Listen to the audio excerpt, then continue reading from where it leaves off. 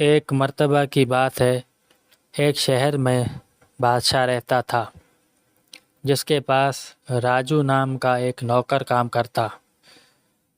बादशाह के महल में 100 नौकर काम करते थे, जिसमें एक राजू था और एक हीरा था। हीरा बाहर काम करता, पहरा देता, और राजू अंदर काम करता।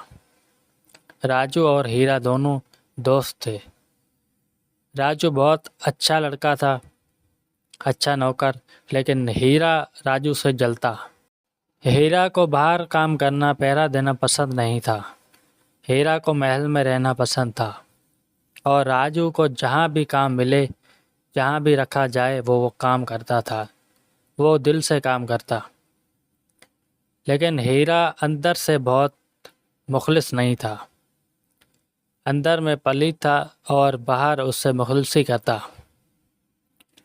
एक मर्तबा बादशाह के महल से सोने का हार चोरी हो गया।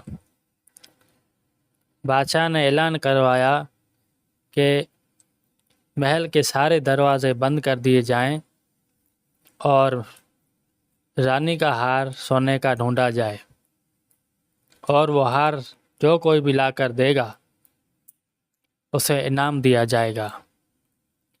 और सारे नौकरों को बुलाकर दरबारियों से कहा कि सबको एक लाइन में खड़ा किया जाए और सबकी तलाशी ली जाए।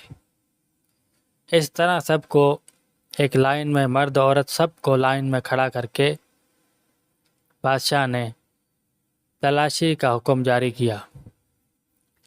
तो राजू भी उसमें शामिल था और हीरा भी था। इससे पहले हीरा ने क्या किया कि एक चाल चली कि वो हार जो था वो हीरा ने चुराया था, और हीरा ने उसके जेब में डाल दिया। राजू को इस बात का पता नहीं था कि ये हार रानी का है और हीरा ने चुराया है। हीरा ने राजू को यह कहकर दिया कि ये तुम अपने पास रखो, मैं बाद में तुमसे लूँगा और बादशाह को दूंगा। ये झूठ बोलकर हीरा ने राजू को फंसा दिया, और उसी टाइम ऐलान हुआ जब राजू को हीरा ने वो हार दिया। अब वो क्या करता, हीरा तो वहाँ से चला गया।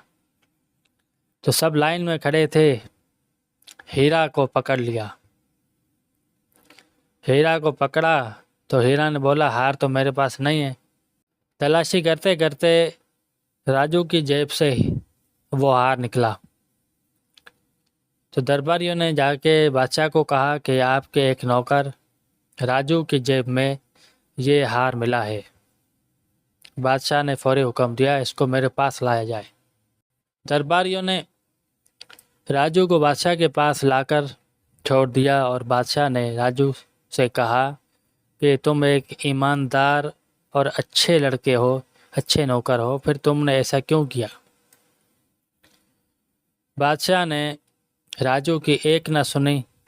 राजू कहता रहा कि ये मुझे हीरा ने दिया है, और हीरा को बुलाया बादशाह ने। हीरा ने कहा कि राजू झूठ बोल रहा है, ये मैंने हार इसको नहीं दिया, ये लाया है, पता नहीं कहाँ से लाया है।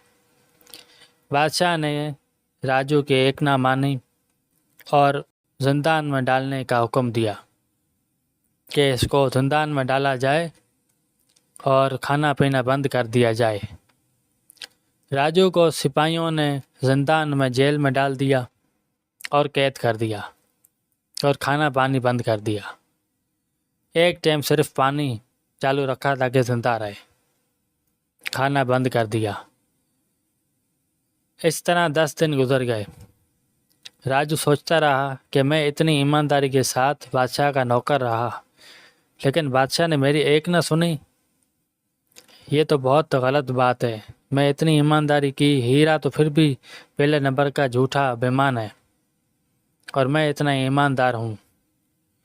लेकिन अब मजबूर हो गया हूँ कि अब मैं हार दोबारा चुराऊँगा, और बादशाह के जो कीमती ज़ेवरात हैं वो भी चुराऊँगा, और कीमती सारी चीज़ें चुराकर यहाँ से भाग जाऊँगा।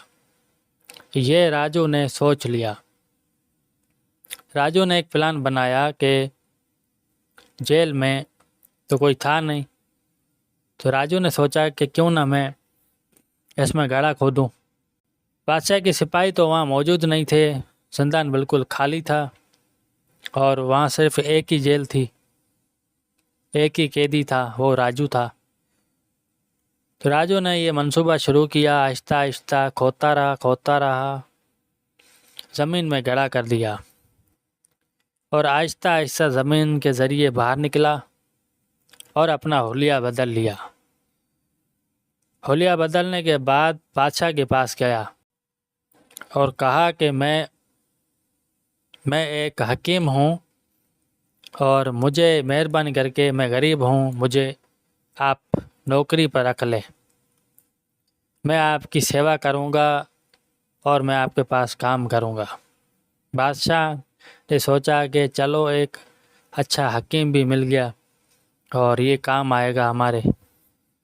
तो राजू ने ये ढोंग रचाकर बादशाह के करीब हो गया और बादशाह की खिदमत करता, तेल मालिश करता, दवाइयाँ बनाता, बादशाह के पास रहा। राजू ने सोचा हुआ था कि मैं कीमती चीज़ें लेकर भाग जाऊंगा और बादशाह को खबर भी नहीं होगी। एक दिन ऐसा हुआ कि रात का पहर था, सारे सिपाही बाहर थे।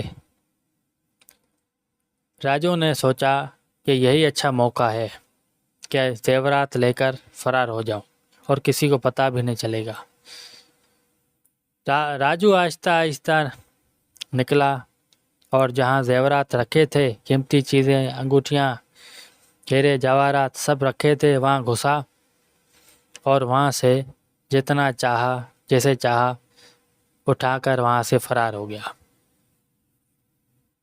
और फिर बादशाह को भी पता नहीं चला और इस तरह एक ईमानदार नौकर बेईमान बनकर वहाँ से फरार हो गया।